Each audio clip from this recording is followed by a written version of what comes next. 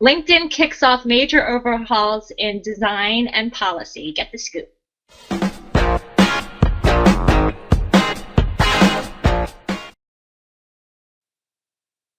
And welcome back to LinkedIn to Lead Generation with our host, Hannah Tai, our LinkedIn expert.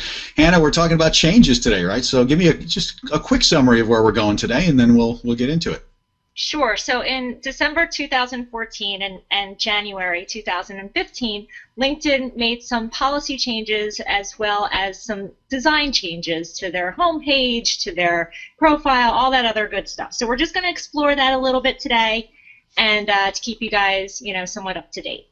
Absolutely. And so when we were prepping for the show, Hannah, we talked about the fact that we're going to hit three main things that people need to know, and I'll just do a quick rundown then. So we're going to talk about the personal profile, and you're going to teach us about what's happening there. We're talking about homepage updates and changes, and then a big change, it sounds like, potentially in the InMail policy. So let's take those from the top. What is happening with LinkedIn in 2015 and beyond with their personal profile? Sure. So LinkedIn is just kind of making it a little bit easier for you and more visual for you when you go in to make these changes to your profile. So your profile is basically, once you go into it, it's always in edit mode now. So instead of, really having to click on the little icon, it's just you kind of click on the section and you can just, make the changes. So it just makes it much more intuitive, really simple and easy to do.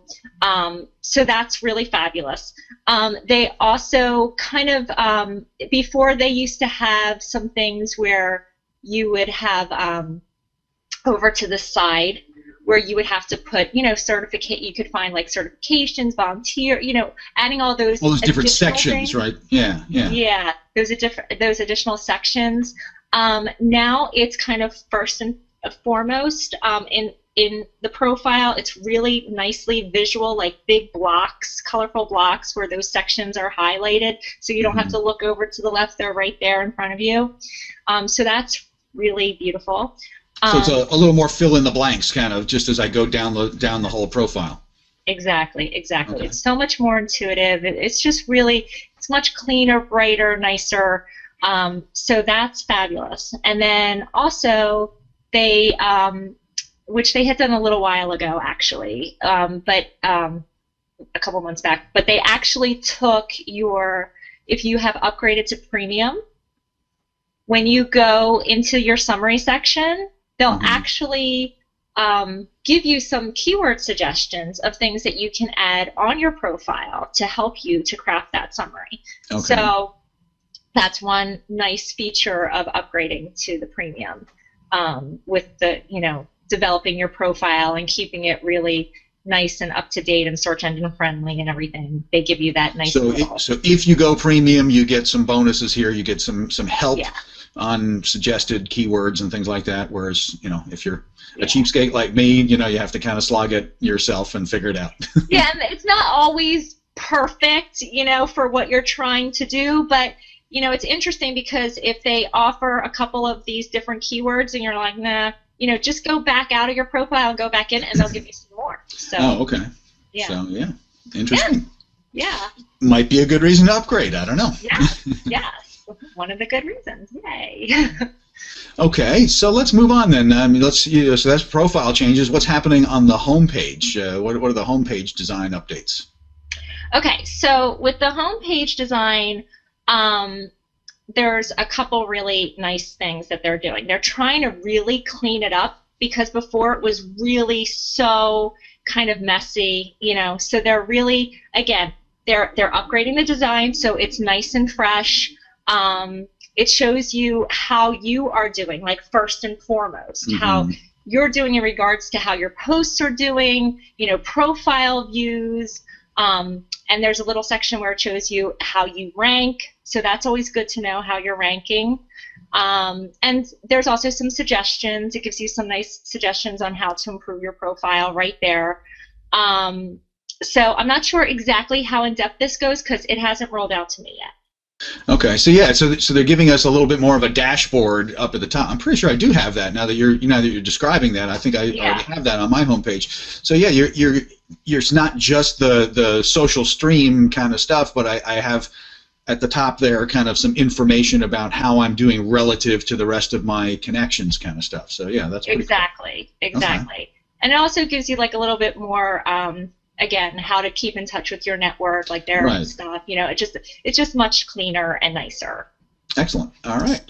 Well, then let's talk about InMail and the policy changes coming up, because this could affect a lot of people, especially who are out there trying to use this as a really good sales tool. And of course, we know they better be using this thing, right? So yes. So this is actually one that I'm really excited about. This is like right up my alley. Are you excited, Hannah? So excited. So obviously, this is really great for sales teams that get it.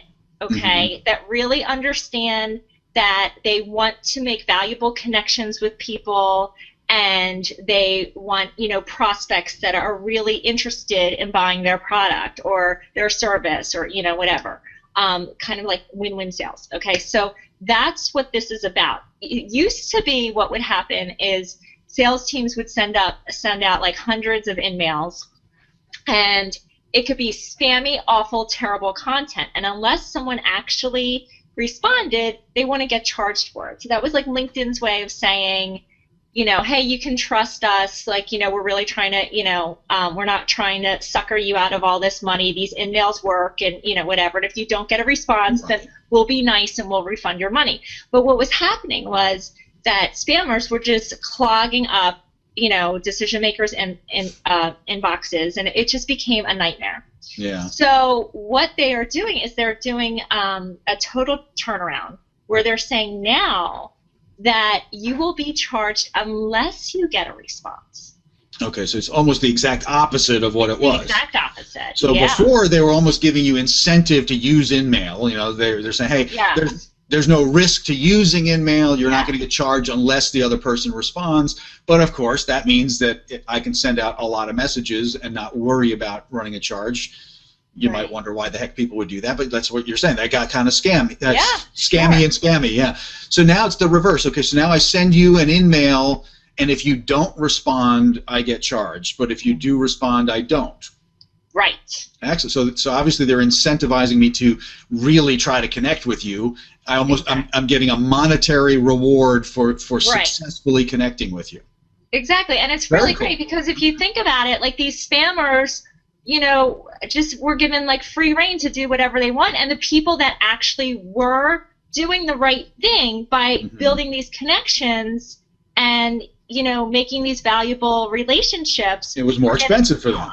Yeah, exactly. Sure. Yeah, so it's really fabulous. Great change. All right, so cool things are happening on LinkedIn. They always have been. It's been a really powerful tool. You know it, I know it, for people who are trying to grow their business and make connections. And look, we're doing a 4-part series that's all about this. It's all about, you know, building effective LinkedIn connections, having a strategy to get leads, some of the changes that we're rolling out in the beginning of 2015 and beyond, and so we're going to cover all that, and people don't want to miss out. So to wrap up what we've been talking about here today, you know, we've been talking about these overhauls in design and policy change. We talked about the personal profile, the home page, and then this new InMail policy. So good stuff, especially if you're out there trying to get your sales team to get business. And what else are you doing on LinkedIn, right?